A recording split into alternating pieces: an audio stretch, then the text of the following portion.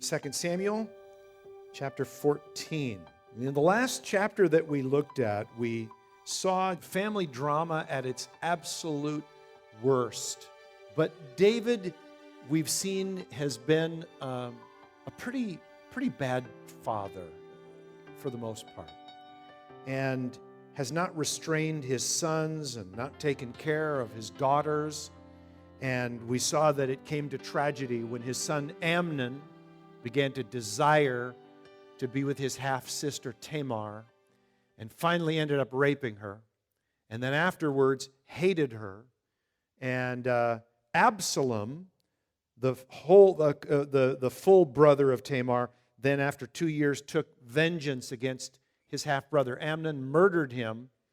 And in all of this, we don't really hear of David doing much at all. He didn't respond when Amnon raped his sister. He didn't respond when Absalom even murdered his brother. And, you know, we talked last week about the paralysis that can sometimes come into our own lives when we ourselves have committed sin and we've done things that we knew were wrong, and then we find that somebody close to us does something wrong, and we find that there's a paralysis to really do something to stand, for the righteousness of God in the midst of that situation.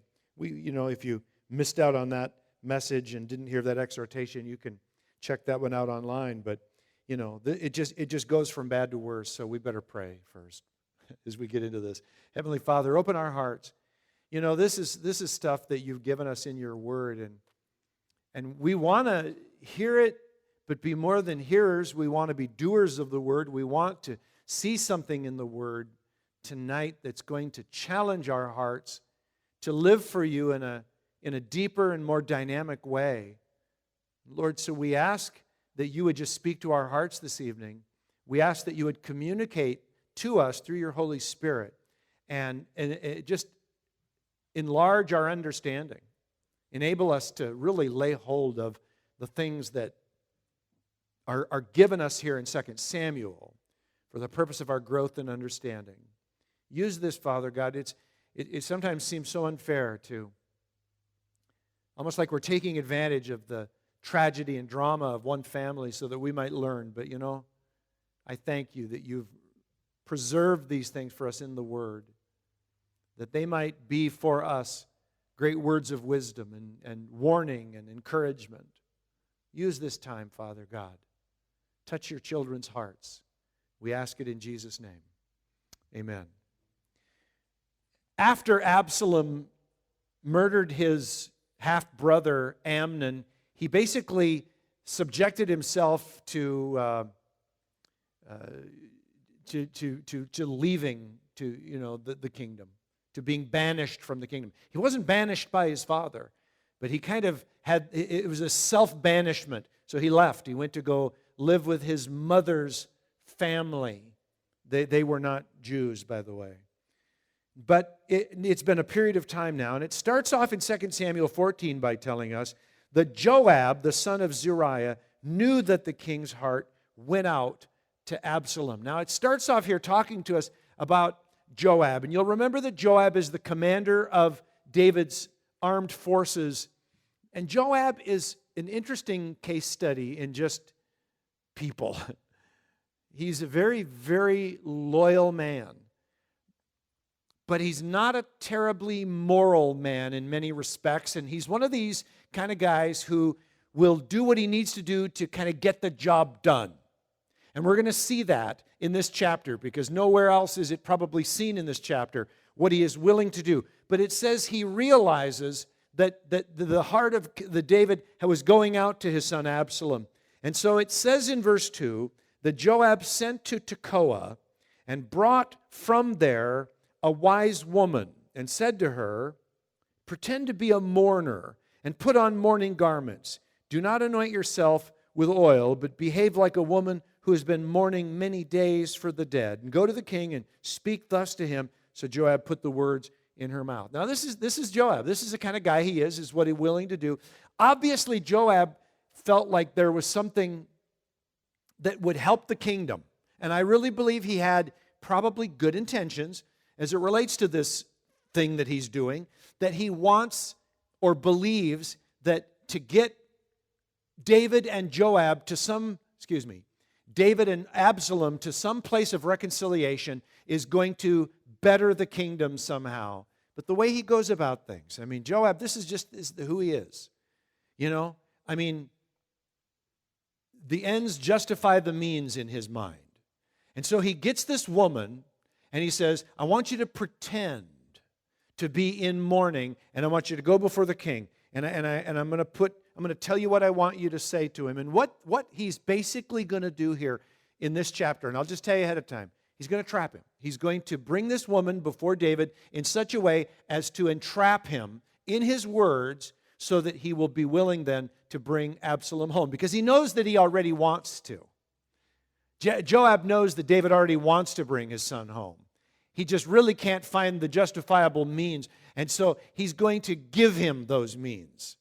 And so it's a fairly lengthy kind of a thing. But in verse 4 it says, so the woman of Tekoa came to the king, and she fell on her face to the ground. She's a great actress. Probably could have won an Academy for this. And paid homage and said, save me, O king. And the king said to her, what is your trouble? And she answered, alas, I am a widow. My husband is dead. And your servant had 2 sons, and they quarreled with one another in the field, and there was no one to separate them. And one struck the other and killed him. And now the whole clan has risen up against your servant, and they say, give up the man who struck his brother, that we may put him to death for the life of his brother whom he killed. And so they would destroy the heir also. Thus they would quench my coal that is left, and leave to my husband neither name nor remnant on the face of the earth. You see what's going on? So she's a woman. She says, I'm a widow. I have 2 sons. My only ability to maintain my husband's name and to take care of me in my old age. And my boys went out into the field one day, and they got into a quarrel, but there wasn't anybody who witnessed it. We don't know what happened. We don't know. So what she's presenting to David is a situation where he really can't know what's happening for sure. Was this manslaughter? Was this which is an accidental death?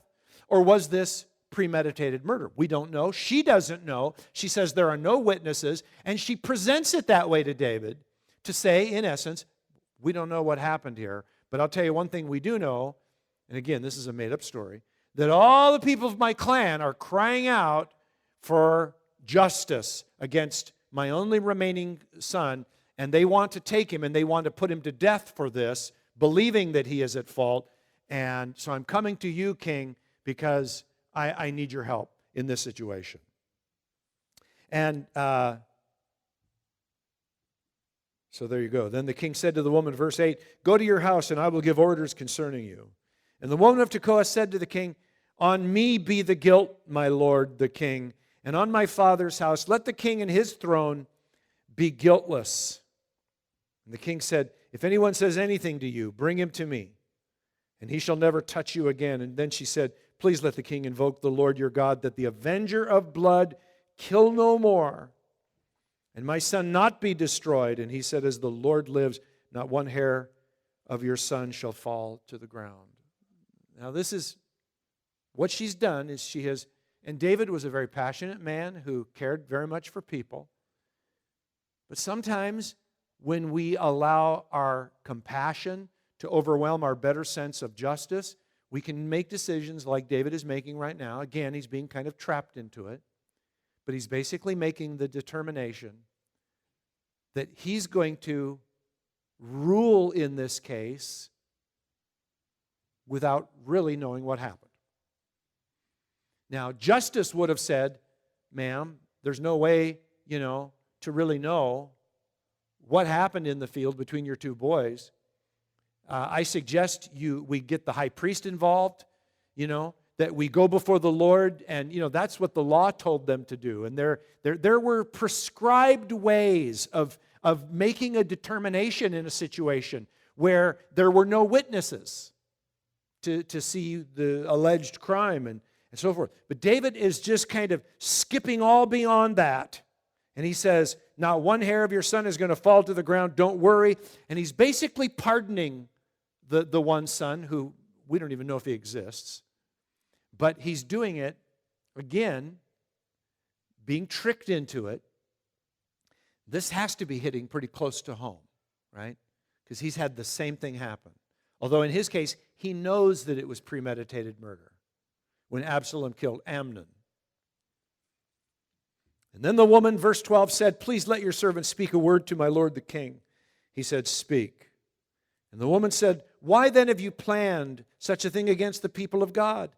For in giving this decision, the king convicts himself, inasmuch as the king does not bring his banished one home again." In other words, what she's saying to him is, you've done for me what you won't even do for your own family, so why is that? And she's essentially trying to kind of catch him in kind of a two-faced almost thing where she's saying, you're willing to do this for me, but you're not willing to do this in your own family situation. She goes on, she's quite a orator here.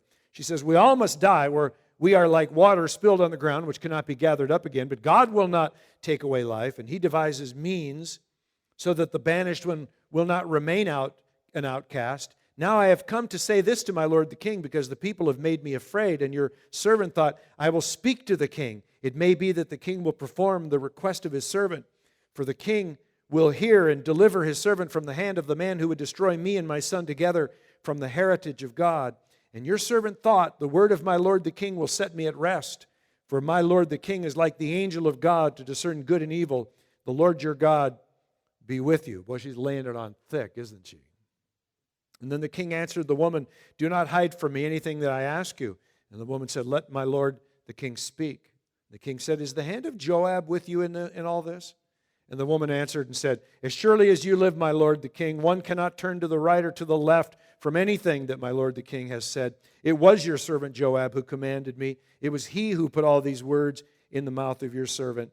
In order to change the course of things, your servant Joab did this, but my lord has wisdom, like the wisdom of the angel of God, to know all things that are on the earth." Okay, wow. Talk about buttering your bread on both sides, right? Then the king obviously told Joab to come in. He says, "Behold, now I grant this. Go bring back the young man Absalom." And Joab fell on his face to the ground and paid homage and blessed the king. Joab said, "Today your servant knows that I have found favor in your sight, my lord the king, in that the king has granted the request of your servant." Again, but between the lines, you kind of hear what Joab is saying. He's saying, "Whew, I'm really glad that when you realized that I was deceiving you through this woman, you didn't decide to punish me. But instead, in fact, you saw what we were trying to accomplish, and now you're going to kind of give in. And you're going to extend a pardon also to your son, whom we tricked you into pardoning, thinking that you were in fact doing it for someone else." It's like, whew, sure glad that didn't backfire on me. That's kind of what's really coming out of Joab's mouth here. He's relieved. And Joab arose and went to Geshur and brought Absalom to Jerusalem. And the king said, "Let him dwell apart in his own house. He's not to come into my presence." So Absalom lived apart in his own house and did not come into the king's presence. And so basically what David did is he pardons him. He lets him come back and live in his home and live like really nothing ever happened. I guess you really didn't kill your brother after all. And, you can live in your home and everything's going to be just hunky-dory. The only prohibition he's placed on Absalom is he can't see my face. So it's kind of not a real reconciliation, is it? He's allowed him to come back, live in his own home and stuff, but we're really not going to be reconciled. This is taking a step. And really, David took the worst step in this whole thing, because certainly other people are going to know that Absalom has come back. There's no punishment that has taken place. There's no justice that has been meted out related to this crime of killing his brother. But David just let him come back. Right? So where exactly does justice sit in this country that we live in? You can just see this is just not a good situation any way you slice it. Now we're going to talk a little bit about Absalom, because this is a young man, of course, who we've already been introduced to, a man who's willing to take vengeance and murder into his own hands. But it gets worse than that. Verse 25 says, "Now in all Israel there was no one so much to be praised for his handsome appearance as Absalom. From the sole of his foot to the crown of his head, there was no blemish in him." Now, this is Absalom's claim to fame for the most part. I mean, he's the son of David.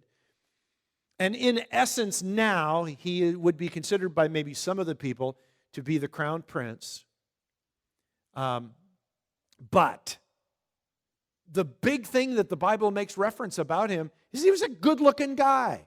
Now, because he was a good-looking guy, Absalom has really everything he needs to win over the people of Israel. And that's what he's going to attempt to do.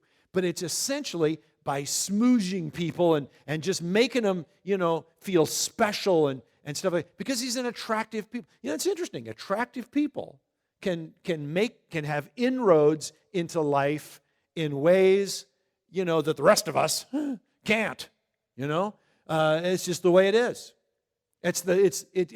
We think here in the United States of America, we came up with the idea of attractive, good-looking people or something like that. We've got the corner on that market. No, it's been going on for a long time.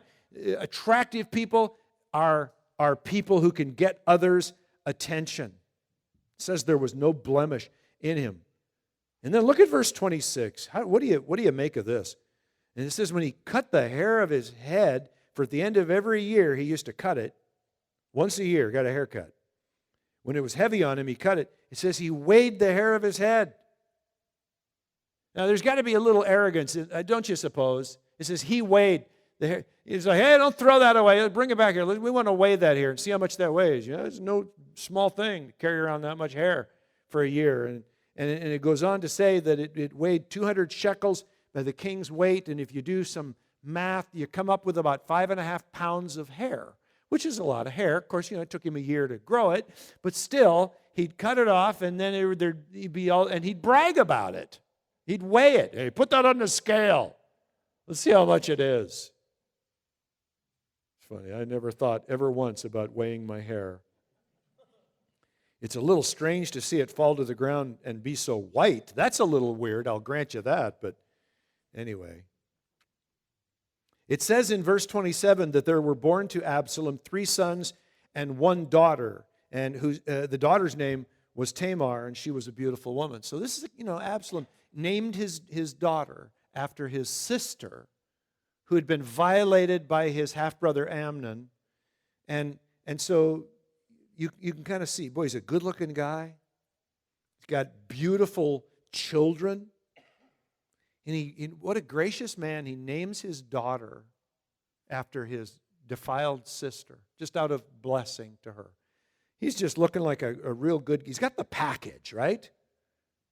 So Absalom lived 2 full years in Jerusalem without coming into the king's presence. Then Absalom sent for Joab to send him to the king. But Joab would not come to him. And he sent a second time, but Joab would not come. Joab knew the rule.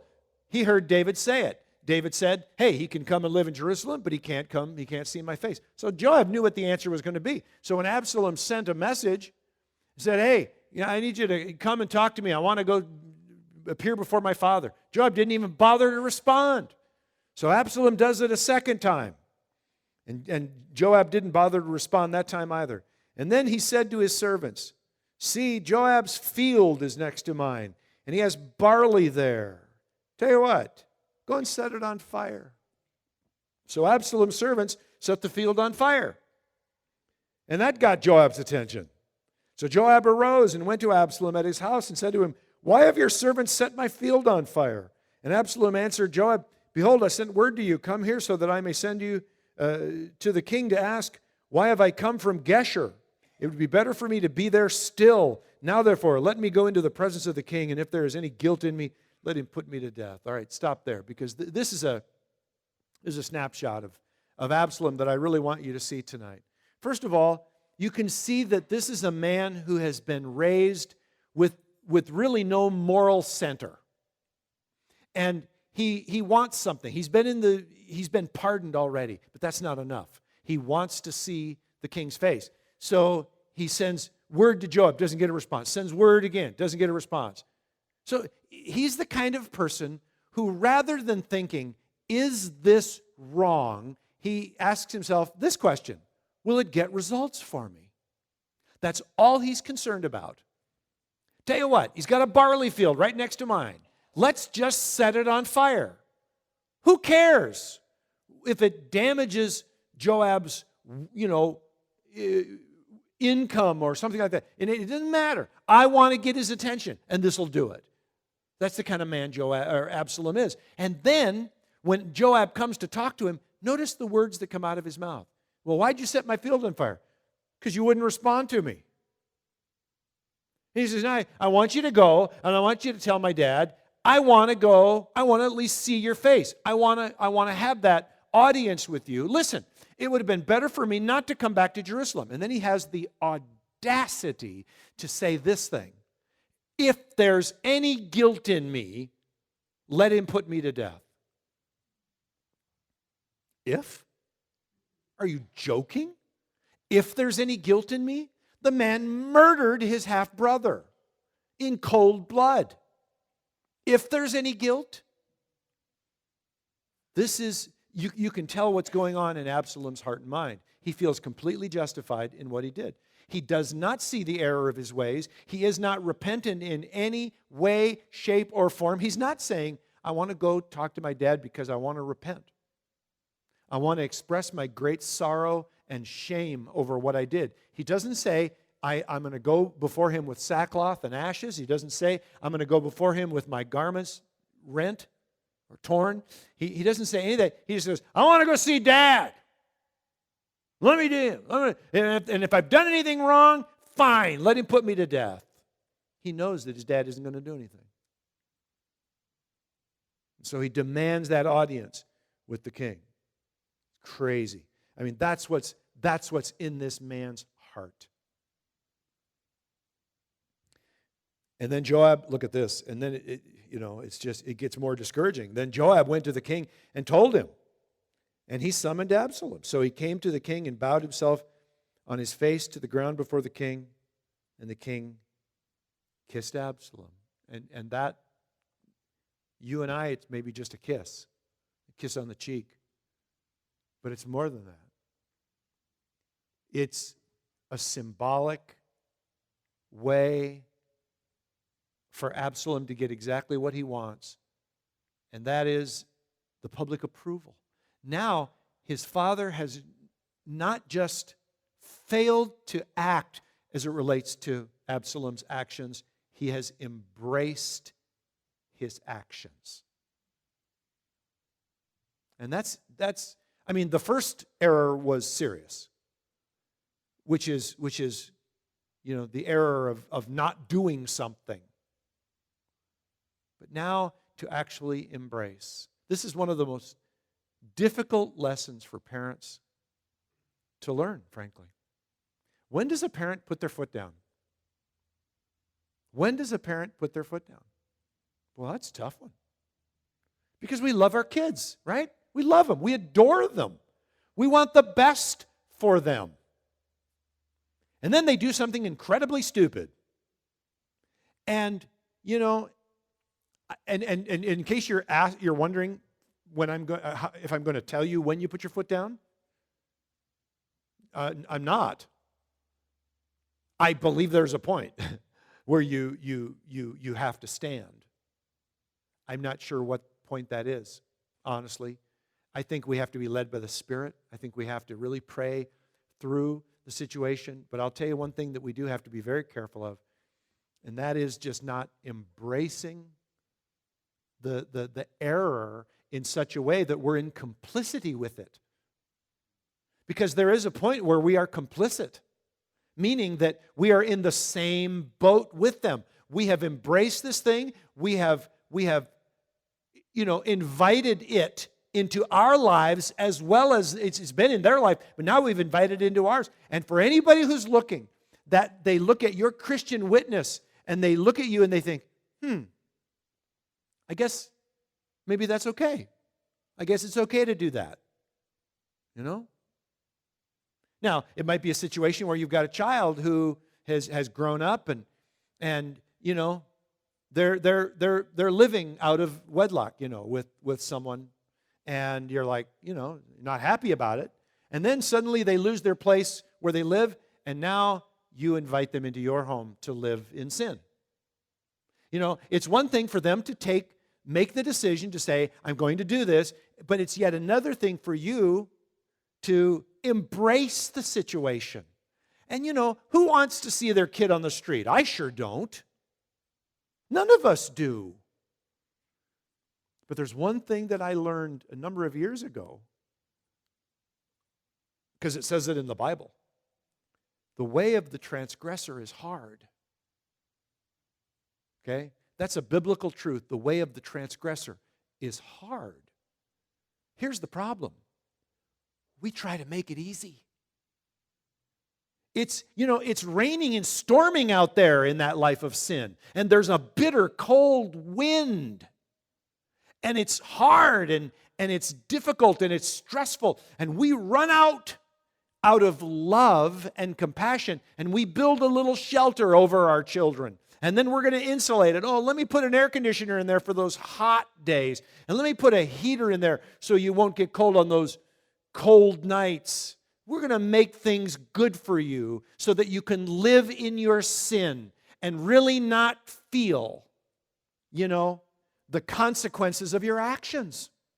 We do it. You know why we do it? We do it for love. But it's misguided love, right?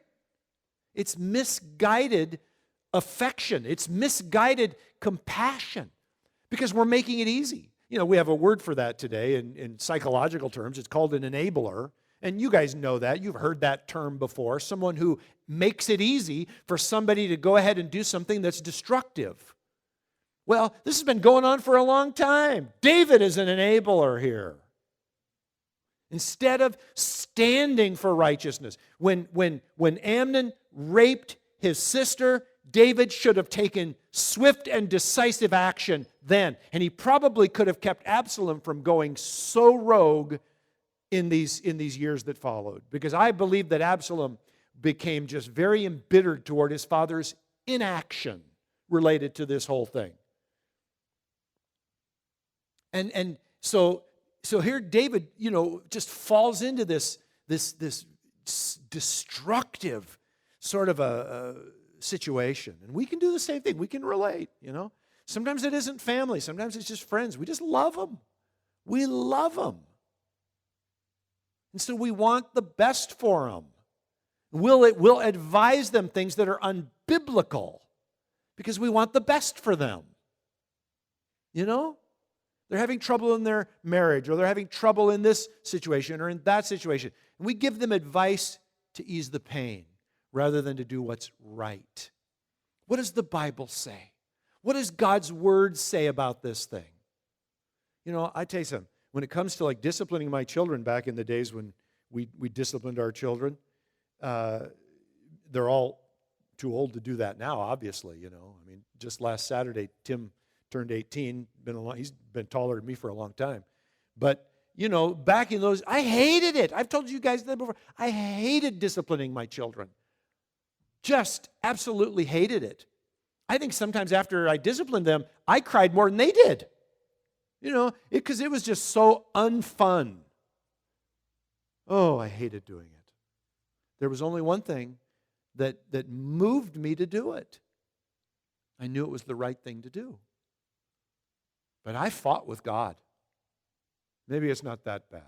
Maybe what they're doing here isn't that bad. It was that bad. And they had to learn, Oh, it's so difficult, isn't it?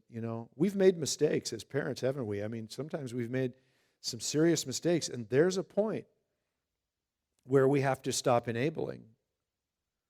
Now, again, you have to pray through. And I wouldn't encourage anybody to make quick decisions on that particular score. Get counsel.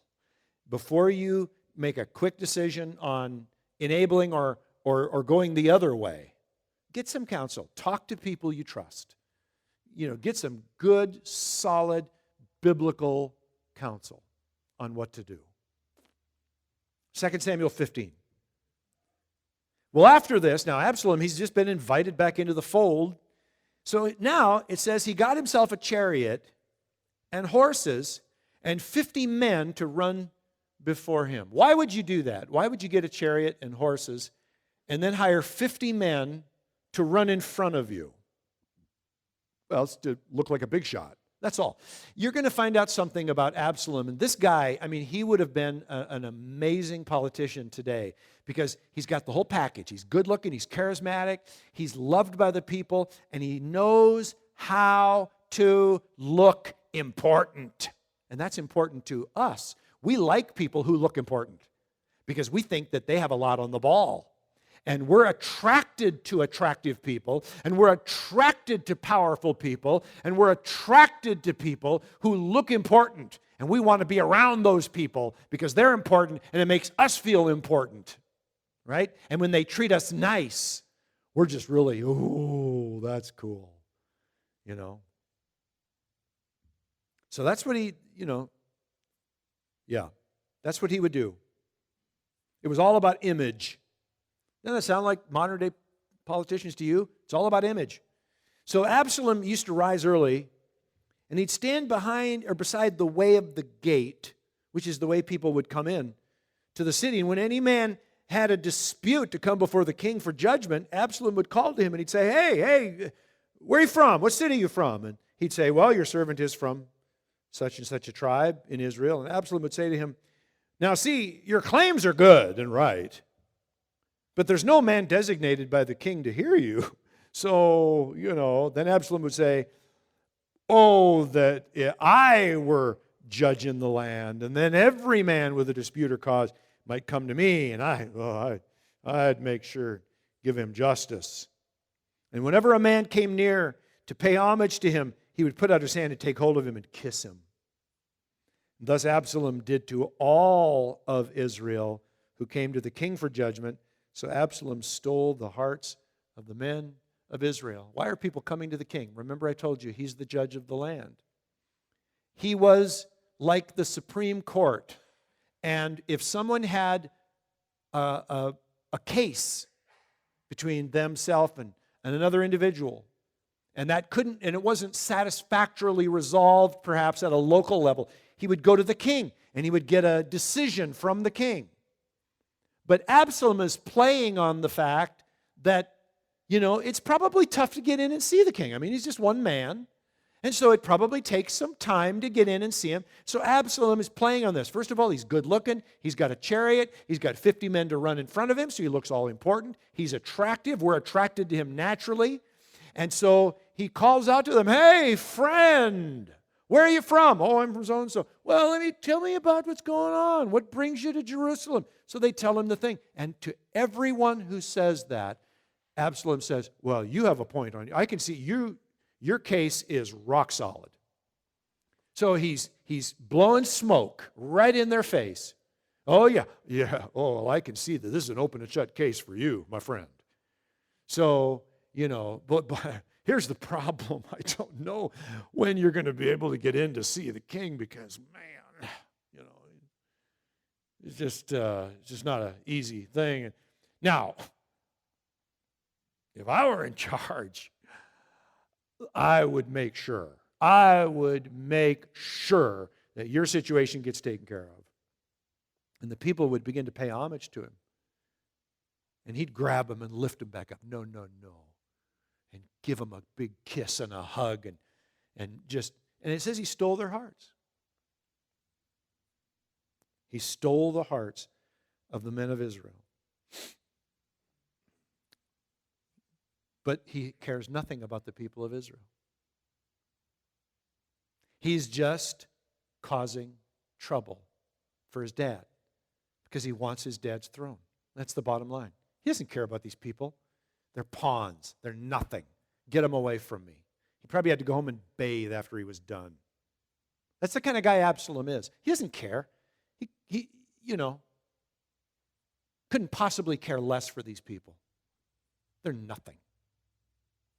But I'll, say what I have to say to win them over, because, and again, the reason is to cause division. Paul says in the book of Romans, to stay away from those who cause division. And oh, aren't they good at saying what they say to make you feel like you're just being, and like they care about you so much, and that person that they're trying to make trouble for, he doesn't care or she doesn't care about you at all, but I do. And I'm only telling you this because I care about you. I really care about how you're feeling. And it just grieves my heart to see you going through these terrible trials. And I'm sorry you're being treated this way by this person. If I had my way, man, I tell you, I would make sure that your situation gets, prompt attention. This is just a tragedy. We need to get on the telephone. And we need to let people know what's going on here. This is terrible. And so they start to just do what they do the best. And it's nothing more than an Absalom. An Absalom going out and using people to feel important and to get what they want. Verse 7. And at the end of 4 years, Absalom said to the king, "Please let me go and pay my vow, which I have vowed to the Lord in Hebron. For your servant vowed a vow while I lived at Geshur in Aram, saying, if the Lord will indeed bring me back to Jerusalem, then I will offer worship to the Lord." That's a bald-faced lie. And the king said to him, "Go in peace." So he arose and he went to Hebron. But he's going there for a very important, very specific reason. But Absalom sent secret messengers. That's the way these people operate. It's not out in the light. They get under in the dark. So he sent secret messengers throughout all the tribes of Israel saying, listen, as soon as you hear the sound of the trumpet, then say, Absalom is king at Hebron. With Absalom went 200 men from Jerusalem who were invited guests, but they went in their innocence. They knew nothing. And while Absalom was offering the sacrifices, he sent for Ahithophel the Gilonite, David's counselor, from his city, Gilo. And the conspiracy grew strong, and the people with Absalom kept increasing. Why is it? How is it, I ask you, how is it that someone like Absalom can gain such a following? This man who is a murderer.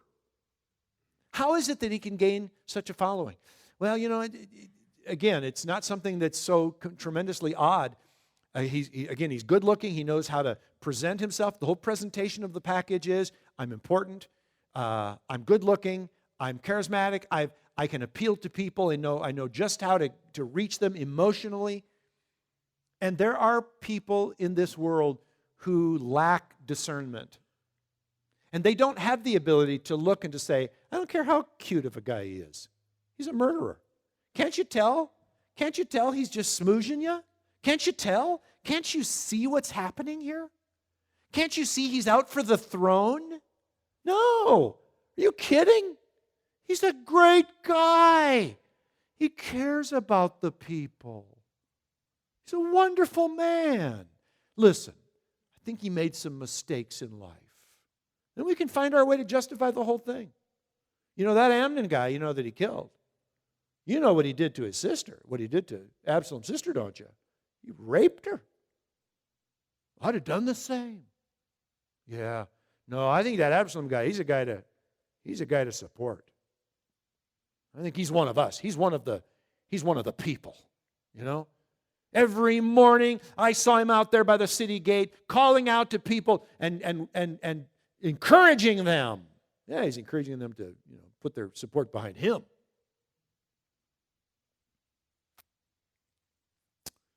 So the crowds are increasing. Verse 13 says, and a messenger came to David, saying, the hearts of the men of Israel have gone after Absalom. And then David said to all his servants who were with him at Jerusalem, arise and let us flee, or else there will be no escape for us from Absalom. Go quickly, lest he overtake us quickly and bring down ruin on us and strike the city with the edge of the sword. Now stop there for just a moment. I can't read any further without just commenting on this, because I struggle with David's response here. I really do. He basically took all of his people, his court, and he said, we need to run. We need to get out of here. Now, God is going to bless this in the end. But there's nothing that says that David sought the advice of the Lord or that it was, in fact, the Lord's direction. David is, again, responding out of that heart of compassion. Now, David genuinely loves the people. He is a true king of the people, and he wants to leave Jerusalem. You know why? He cares about the city. He cares about the innocent people who are going to be caught in the crossfire, and he believes that if he stays in Jerusalem, that the city is going to be liable to attack when Absalom puts together whatever army he can and comes against the city, and David is concerned. And he says, I don't want to do that to these people. And so he gets up and runs. And in my heart of hearts, I understand his decision, but I question it because the Lord is able to support. One of the things that David was so good at in his early days was leaving things up to God. And he hasn't lost that completely, but he was so good at leaving things up to God. And when people tried to advance the agenda that would otherwise be David's by their own means, David stopped them and said, no, we're not going to do it that way. If God wants me to be king, I'll be king. I am not going to push. I'm not going to shove. I'm not going to make it happen on my own. Fine, that's wonderful. We loved that about David. We saw that in him over and over and over again. He trusted the Lord. So why isn't he trusting God here? Guilt. Largely. Guilt. Nathan said to him when he pronounced that judgment from the Lord, he said, the sword will never leave your home. I'm sure those words probably rang in David's ears. And now he's seeing it happen, even in his own family. Absalom has risen up against him. And out of fear and guilt, David's going to run for his life. But there's a point, people, where you got to stop running. And you just got to say, God, David could have sent the people he was really concerned about away.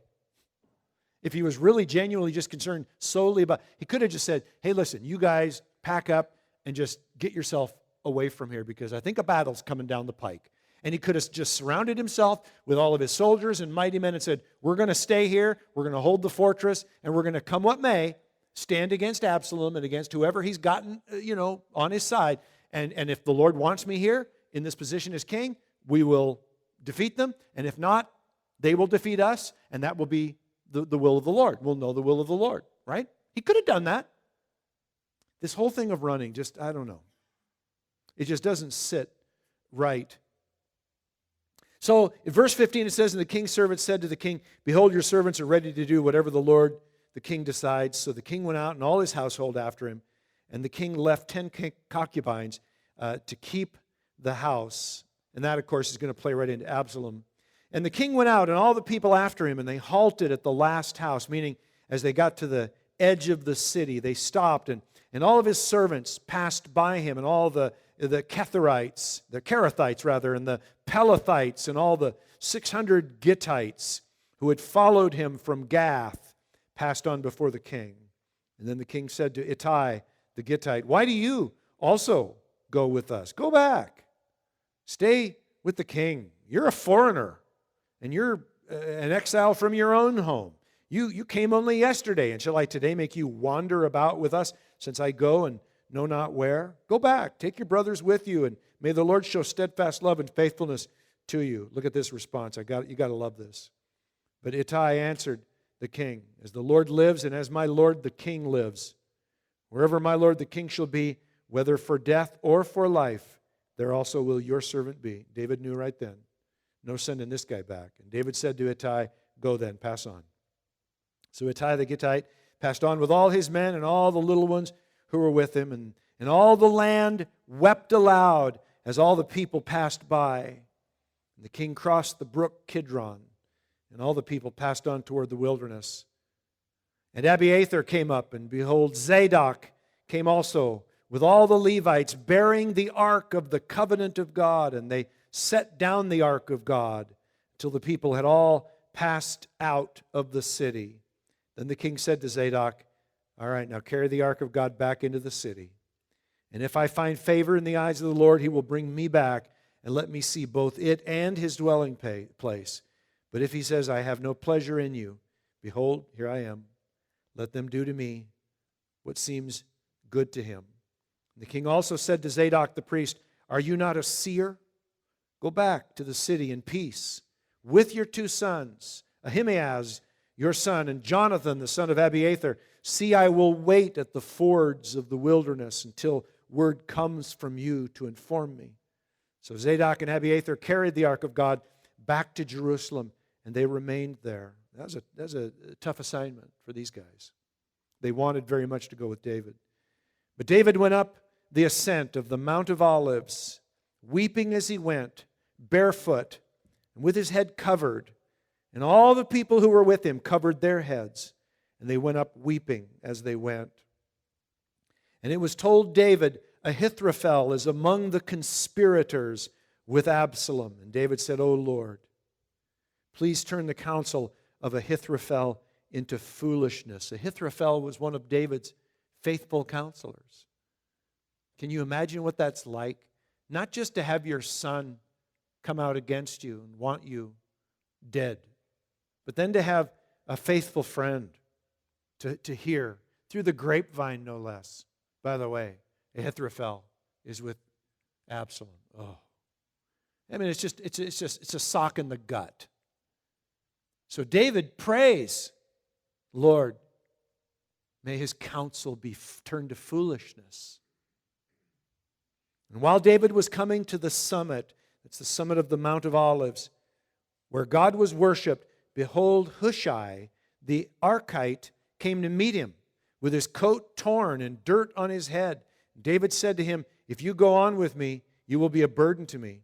But if you, obviously he was an old man, but if you return to the city and say to Absalom, I will be your servant, O king, as I have been your father's servant in time past, so now I will be your servant. Then you will defeat for me the counsel of Ahithophel. Are not Zadok and Abiathar the priests with you there? And whatever you hear from the king's house, tell it to Zadok and Abiathar the priests. Behold, their 2 sons are with them there, Ahimaaz, Zadok's son, and Jonathan, Abiathar's son. And by them you shall send to me everything you hear. So Hushai, David's friend, came into the city just as Absalom was entering Jerusalem. And when David had passed a little beyond the summit, Ziba, the servant of Mephibosheth, met him with a couple of donkeys saddled, bearing 200 loaves of bread, 100 bunches of raisins, 100 of summer fruits, and a skin of wine. Do you remember Ziba? We met Ziba a little earlier on in our study. He was the servant of the house of Saul, who David consulted to ask, are there any descendants of Saul remaining alive that I may show them grace and mercy? And Ziba said, yeah, there's a son of Jonathan. He's crippled, but he's alive. And so David said, send for him, bring him here. And Mephibosheth, the son of Jonathan, the grandson of Saul, came and appeared before David. And David gave him all of his grandfather's property. He said, I'm giving it all to you. And Ziba and his sons will work the land for you so that you'll have a living. And you can eat from my table for the rest of your life. He said that to Mephibosheth. Now this is Ziba, who comes to David with all these donkeys loaded with food. And the king said to Ziba, why have you brought these? And Ziba answered, the donkeys are for the king's household to ride on, the bread and the summer fruit for the young men to eat, and the wine for those who faint in the wilderness to drink. And the king said, and where is your master's son? Speaking of Mephibosheth. And Ziba said to the king, behold, he remains in Jerusalem, for he said, today the house of Israel will give me back the kingdom of my father. And then the king said to Ziba, behold, all that belonged to Mephibosheth is now yours. And Ziba said, I pay homage. Let me ever find favor in your sight, my lord the king. What's going on here? I think I think what's going on here is deceit is what's happening. That's what I think. But Ziba is playing upon the situation, and he's accusing Mephibosheth, who is basically, he says, according to Ziba, well, he figures you guys will probably kill each other. And then the kingdom will revert back to his family. And since he's the only living heir of Saul, he figures this is a shoo-in. He'll just let you guys just battle it out. He's probably praying that you'll just kill each other. Yeah, that's all he cares. And upon hearing this, David gives everything he had previously given to Mephibosheth to Ziba. He says, everything I gave to Mephibosheth, it's now yours. And again, David's making a snap decision here to disinherit this man without hearing both sides. And that's, he should know better. He's been a judge in the land for many years by now. David should have said, well, I hear what you say. We'll give Mephibosheth an opportunity to speak into this situation as well. Meanwhile, thank you for the donkeys. Thank you for the provisions. God bless you. Thanks for your kindness. We'll see what happens. We'll wait this thing out, see how this thing plays out. People, do you know that cool heads truly prevail?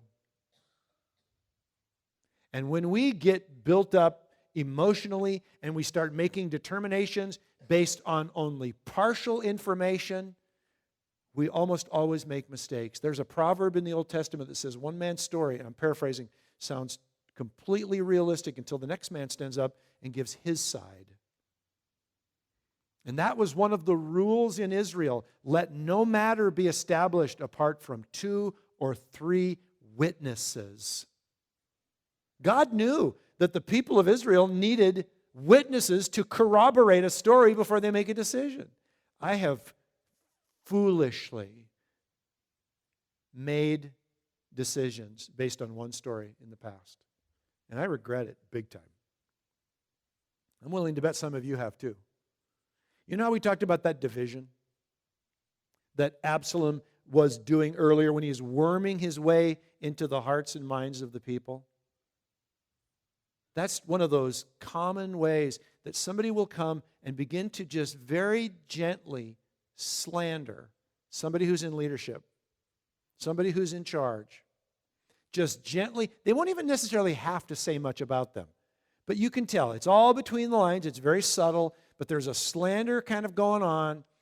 And we just are all too ready to believe it, aren't we? We will. Somebody tells you something rotten about somebody, what do? People hear things in the news. They'll hear one side of the story in the news. They want to kill the person. They want to, lynch them. Get a rope. They deserve to die for what they did. It's incredible. You see things. They'll say it online. Get on some kind of an online social forum. That person should, die for what they did. And I want to say, were you there? Do you know the whole story? Do you have the ability to make that judgment? Oh, we do, we think. Absolutely, I do. How arrogant is that? To say, I know what's going on.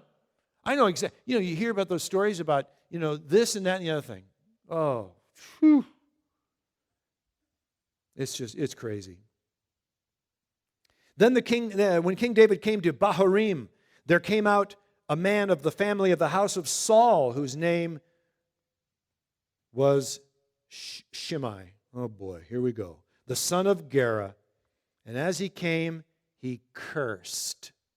And not just for a while. It says continually. And he threw stones at David. And at all the servants of King David. And all the people and all the mighty men who were on his right hand and on his left. And Shimei said as he cursed, Get out! Get out, you man of blood, you worthless man. The Lord has avenged on you all the blood of the house of Saul, in whose place you have reigned. And the Lord has given the kingdom into the hand of your son Absalom. See, your evil is on you, for you are a man of blood. Now, it's really interesting. When the accuser of the brethren gets to work, and that's what Satan is called, the accuser of the brethren, he likes to mingle truth with slanderous accusation. Did you notice the last thing he said here was, you're a man of blood? Do you know what? David heard that from God. David heard that from God. That statement right there. When he wanted to build the temple, remember? God said, no, you're not the one to build it. You know why? You're a man of blood. And what he was referring to was that David was a warrior. He's a man who'd gone to battle. He said, no, it's going to be your son who's going to build it because he's going to be a man of peace, right? But David heard that. And those things stay with you. And then the enemy comes along and he sows this wild accusation and then couples it with this truth just to kind of thrust it in there a little bit harder and with a little more force. And by the way, you're a man of blood. Yeah, I'm busted, right? David wasn't guilty of the blood of Saul's household. He loved Saul to the very end. He loved Jonathan, and he looked for ways to bless them after they were gone. But you know what? When you're being accused by the devil, and then Abishai, you got to bless his heart. He's just kind of a big, dumb soldier. The son of Zeruiah said to the king, why should this dead dog curse my lord the king? Let me go over and take off his head. And these guys could have done it. I mean, just like that. These guys were mighty men. They could hit a fly with their sling, and it wouldn't have been a big deal at all. And who wouldn't have wanted all that cursing and rock throwing and dirt clods coming at him to end? But the king said, what have I to do with you, sons of Zeruiah? If he is cursing because the Lord has said to him, curse David, who then shall say, why have you done so? What an attitude. He says, look what he says. And David said to Abishai and to all his servants, look at you guys, behold, my own son seeks my life. How much more now this Benjamite? Leave him alone, let him curse, for the Lord has told him to. It may be that the Lord who will look on the wrong done to me, and that the Lord will repay me with good for his cursing today. So David and his men went on the road, while Shimei went along on the hillside opposite him, and cursed as he went, and threw stones at him, and flung dust. And the king and all the people who were with him arrived weary at the Jordan, and there he refreshed himself. Can you imagine what that would have been like? For David and all of his people. Have you ever been pelted with dirt clods? Terrible thing. Gets down your clothes. It's awful. Not only that, you can be hurt. But I don't think that was even half of the pain that David felt related to what this man was doing. But his attitude just blows me away. How quickly you and I are to rise up in some kind of self-righteous response and say, I don't deserve this. And that's basically what Abishai was saying to him. You don't deserve this, David. Let me go kill him. I can put this thing to an end right now. Absolutely no problem. And David comes back with this just amazing attitude. He says, you know what? Could be that the Lord has called him to do that. He doesn't know. You and I know. We want to say, David, no. Do something about it. But David doesn't know at this point. And so he says, you know what? Let him curse. Let him curse. If God has told him to curse, there's no getting around it anyway. And I'm not going to try and justify myself, and I'm not going to try to defend myself. And you know what? If this man is in the wrong, God will see to it. And you know what? God did see to it. We'll get to it later on when we find out about this. But anyway, I'm blown away by the attitude of David. I really am. I mean, when somebody is saying something awful about you, by the way, we're going to stop right there for tonight. We'll pick it up in the middle of that chapter next time. But when somebody's saying something about you, or maybe even about somebody that you love, doesn't it just just raise the hair on the back of your neck. And the first thing we want to do is we want to just cry out in defense. No! And we're living in this culture today that every time we turn around, there's something that says we're deserving. We deserve better, you know? You deserve, you deserve, you deserve, you deserve. You deserve it. And we believe it. And so when we get some bad things going on in our lives, we assume immediately, I don't deserve this. And people will even say, what did I do to deserve this? What did I do? You know? David, you know, was the kind of guy who was just more like, you know, God's going to do what he's going to do. And if this is the Lord who is disciplining me as his son, then I'm going to receive that discipline. If this isn't the Lord disciplining me, and this is the work of a madman, well, you know what? God can take care of that too. What an attitude. I want that attitude. I want to be like David when I grow up. I really do. I want to have that kind of humility.